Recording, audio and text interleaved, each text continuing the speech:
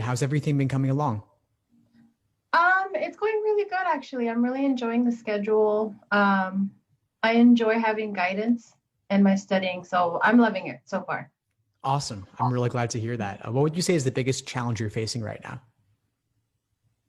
I would say it would be with reading comprehension. I think my biggest issue is honestly understanding everything. Um, I feel a lot of pressure to gain insight into a long text, especially when they're comparative. I think it's really difficult for me to understand everything and then approach the questions. But I'm barely getting into it right now, into the schedule for reading comprehension. And I'm getting a lot of good tips from you. Like, I've never heard about doing global, then local, then inference. So that was something I was thinking about trying out from here on out when I start doing reading comprehension. Great. Awesome. I'm glad to hear that. Sounds like there's some game-changing advice for you in there about changing up your approach. Yeah, definitely. I'm enjoying it. Cool. I'm glad to hear it. Any particular questions that you could use support with? I did want to ask you about reading comprehension. Do you think there's anything else I could implement going forward since I'm just getting started? Check out all the master classes and deep dives inside the course. Aside from the foundational reading comp material, I've got live class recordings covering more advanced techniques. And so look at those if you're looking for more. For example, I did a deep dive recently where I spent an entire hour just talking about one passage and a couple of the global questions. That's it. So we really go in depth, word by word, sentence by sentence, line by line. And so we're doing another one tomorrow night. And so you could attend that one live, but you could also catch the recordings as well. Got it. Yes, I saw that. So I'm going to be joining that for sure. Fantastic. Excellent. So that's where you'll see more advanced material and just going more in depth on everything really. Okay, perfect. I'm looking forward to it. I also had another question for you, Steve. So I have actually taken quite a few of the recent practice tests. So what do you recommend for somebody like me who's already taken so many and they were the recent ones? What do you recommend in the next 5 weeks? Well, figure out exactly which ones you haven't done out of the most recent. So recent being 70s and 80s right now. Mm-hmm. If there are any you haven't done, make those your full-length exams that best give you that best estimate of where you currently stand in terms of your aptitude. And then the older ones are good practice too, though. I mean, the raw score conversions may be a little different, but with the flex, all the raw scores are kind of messed up anyway. And so anything you haven't seen before would be good fresh material to work on. And then the stuff you have done, that's still good practice too, because unless you would get a 180 on it doing it again, there's probably still something to be learned there. Okay, so it would be okay for me to redo them? Yeah, totally fine. Okay. You can still learn a lot from that material too. Okay. And then since right now it's flex version and it's only 3 sections, do you recommend that I take it as a flex? So pretty much take it as a flex and then add a section, or should I just kind of take it as, because I know that you promote when it's, when everything was normal, adding a section to the 5-section test. So would you recommend doing like a 4-section test, or what do you recommend right now for the flex situation? Yeah, you could occasionally do a 4-section exam to work on your endurance a little bit, but you know that it's going to be 3 sections on test day. So I would do most of your exams like it'll be on the actual day. November's a flex, so do 3 sections mainly. Okay, good to know. And then for logic games, I actually feel really good about. I feel like my approach is pretty solid. But logical reasoning, it's one of those sections that I feel good about it. I feel like I understand almost everything.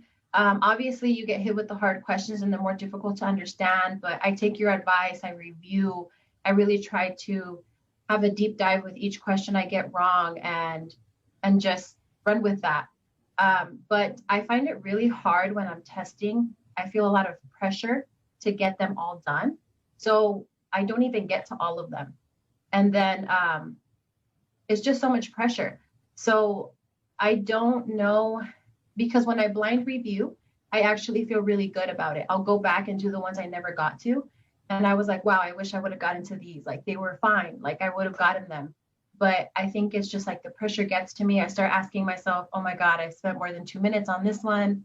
So what would you recommend? Because I feel confident about it when I'm not in test mode. But the moment I get in test mode, it becomes a really big like pressure issue for me. Yeah, great question. First thing I would say is do more practice tests to make it so that test day is like just another dry run. And so the more timed exposure you can get, the more you'll build up your tolerance of being under those conditions. And then I would also recommend mindfulness meditation. Have you ever tried anything like that?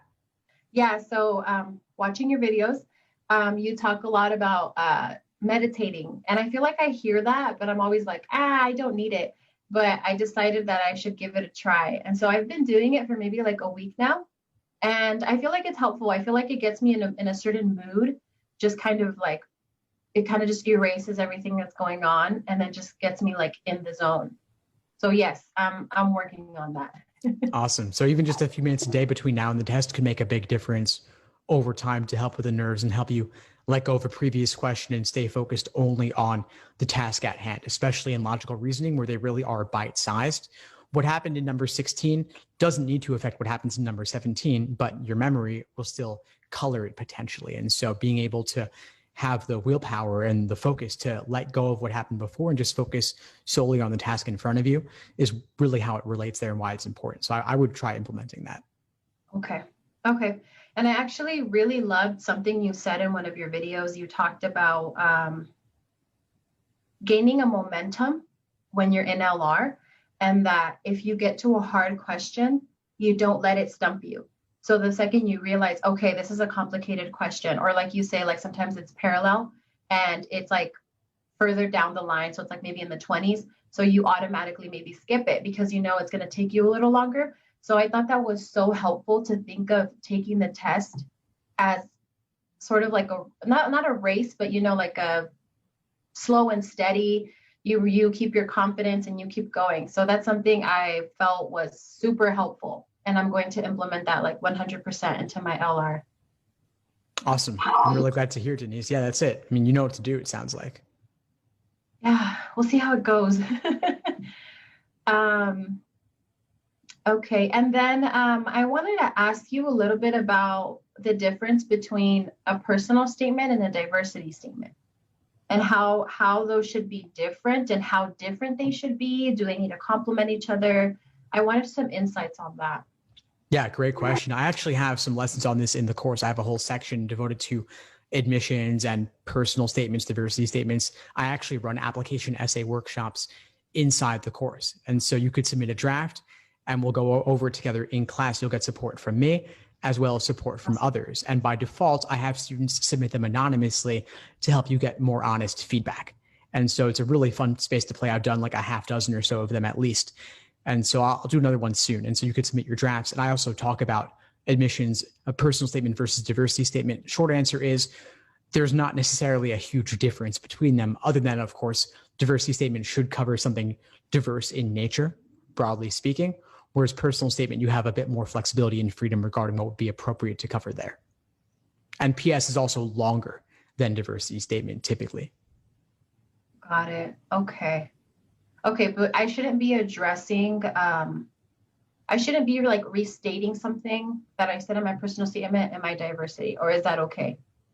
If it were a brief reference, that's fine, but I wouldn't repeat the same exact topic. I would use the opportunity to make it something different. Okay, so I think the only other thing I wanted to ask you was, I think we have a coaching call tonight. Correct. Yeah. So tonight at 9 p.m. Eastern. Okay. So how do I prepare for that? What does it usually consist of? Is there question asking, or is it just the topic that you're teaching? Like what can I do to just prepare for the coaching call? There's nothing you need to do in advance. You can just show up. I have the recordings of all the previous ones inside the course, so you'll see what they're like. And of course, the most recent one's the best reflection of how it's evolved over time. And lately, we've been playing with student presentations. And so I'll handpick a couple of students, or they'll approach me and ask to be featured. And basically I give them the floor to present on anything they would like. Could be an LSAT question type, could be an LSAT review process, could be an LSAT strategy. And then they get feedback from me and others. Ooh. Yeah, it's a lot of fun. We've been playing with different formats, and this is my new favorite. And we've done it the past few times. And so look at the one from 2 weeks ago and you'll see what it's like. Okay, perfect. I'll take a look.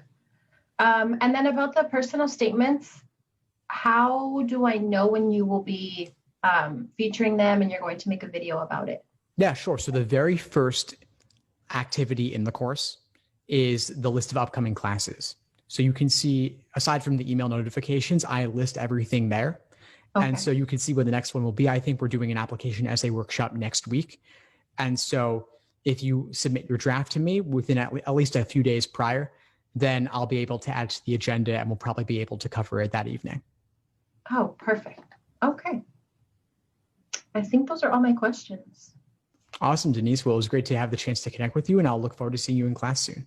Okay. Thank you so much, Steve. I really appreciate it. My pleasure, of course. Take care. Take care. Thanks for tuning into the show. Please subscribe if you haven't done so already to be notified of new episodes as I release them. And feel free to reach out if you need anything at all as you move forward with your prep. I'm happy to help however I can. In the meantime, I wish you all the best and take care.